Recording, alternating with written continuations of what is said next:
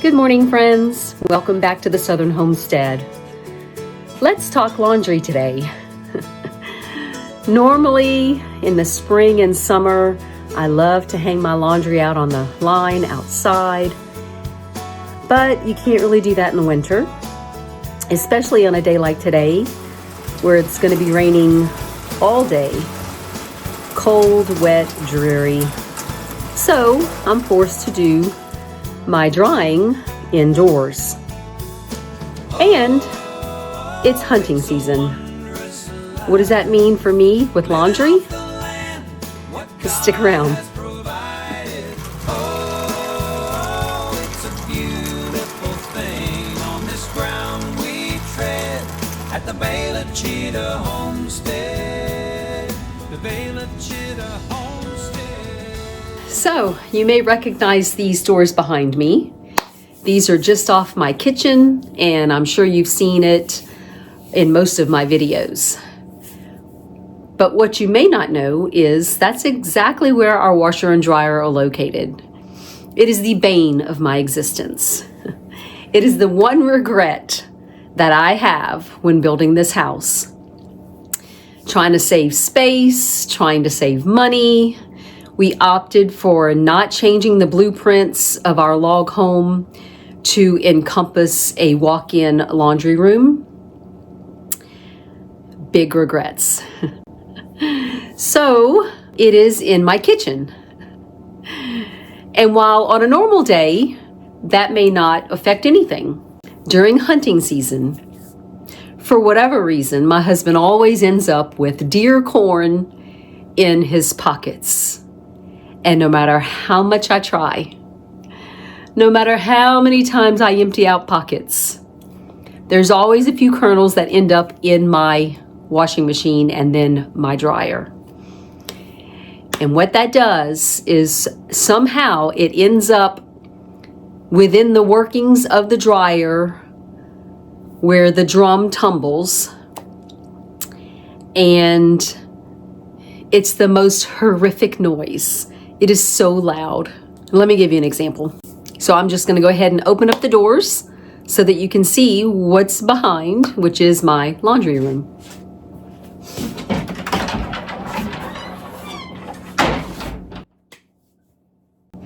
And there it is.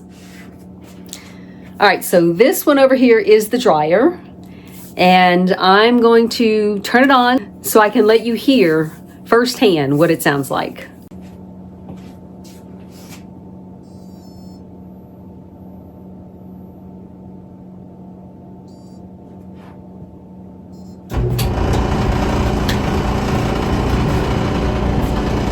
Yep, that's my dryer. That's deer corn. So I do have an appliance repair guy that we use once a year. He comes out, he takes apart my dryer, cleans out all the deer corn and the occasional quarter or nickel, and puts it all back together for me. So he's coming out today because I'd hoped to do some filming. I want to make some homemade hot chocolate mix and some homemade marshmallows. It's the perfect day for a nice cup of hot cocoa with marshmallows. Okay, friends, let's make some hot cocoa mix. This is going to be way better than what you can buy in the store with all the artificial ingredients, and it's going to taste a lot better too. Now, I can't take credit for the recipe. It's actually from another content creator on YouTube, Seed and Sparrow Homestead. And I quite enjoy watching her channel to get some inspiration for new recipes and things. So I'm just going to use my pint mason jar, and it is going to be 2 parts maple syrup to 1 part cacao powder. I'm going to put about a cup of the maple syrup, and we'll add a half a cup of cacao powder.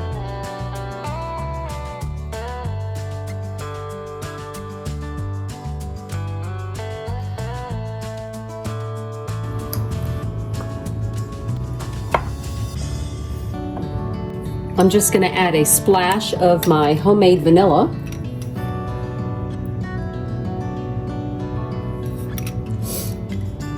much, maybe a quarter teaspoon.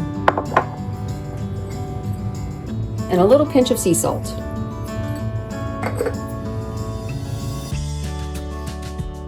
And look at that, my friends. You're just gonna add this to a warm glass of milk, and you have the most delicious hot chocolate. And the only way to serve this hot chocolate is with homemade marshmallows. So next we're gonna warm up maple syrup and water in a saucepan. About 3/4 cup of water and 3/4 cup of maple syrup.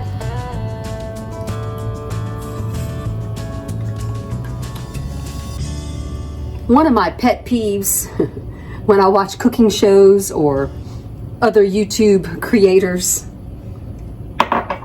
is when they pour something out of a bowl or a measuring cup or a saucepan and they don't use a spatula to get every last drop. That bothers me. Just thought I'd share that. I don't know if you feel the same way. It's just one of my pet peeves. It's like there's so much goodness still left in that vessel. You need to get your spatula out and get every last drop. And to this mixture, we're going to add about a teaspoon of vanilla.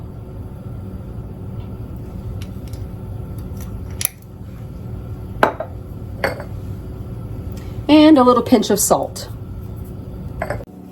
So meanwhile, in my stand mixer, we're going to activate some beef gelatin, and I use an organic grass-fed beef gelatin. 1/2 cup of water and about a 1/4 cup of the beef gelatin. We're just gonna let that sit for a few minutes. We're gonna go ahead and turn our mixer on. Let it start mixing. So now I've added the syrup and water mixture to the mixing bowl while it was still hot.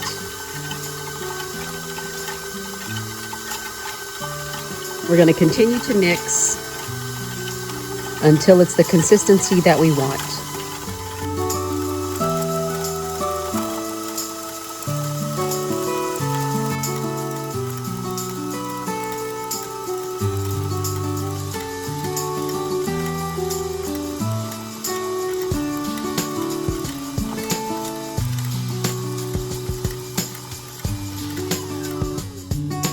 Okay, so our mixture is just thickened enough. We don't want stiff peaks. We're not making a meringue. And we want to go ahead and, as quickly as possible, pour this into our parchment-lined pan. And I like big, thick marshmallows. So I'm just going to pour the whole thing into this very narrow pan and spread it around. You have to act quickly. Spread it around so it's nice and even.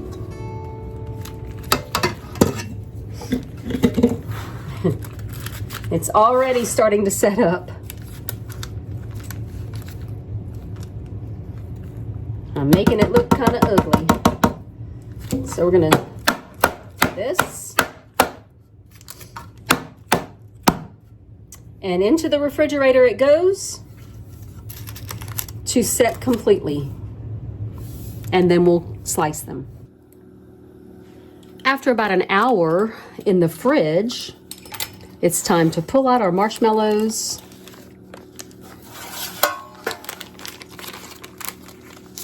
And then we're gonna slice them up.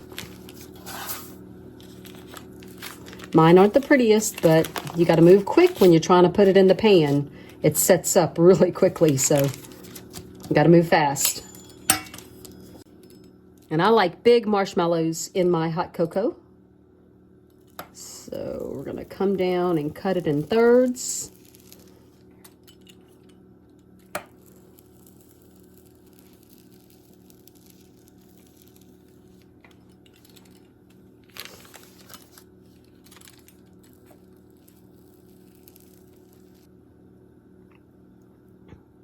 Look at that, my friends. Doesn't that just look delicious?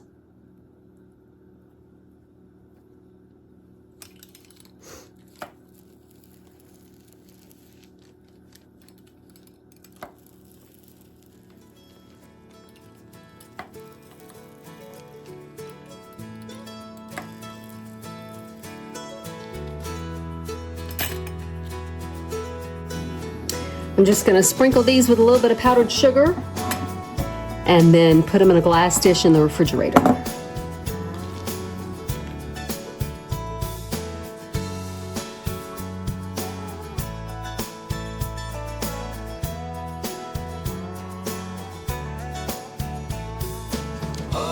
Thanks for hanging out with me on the homestead today.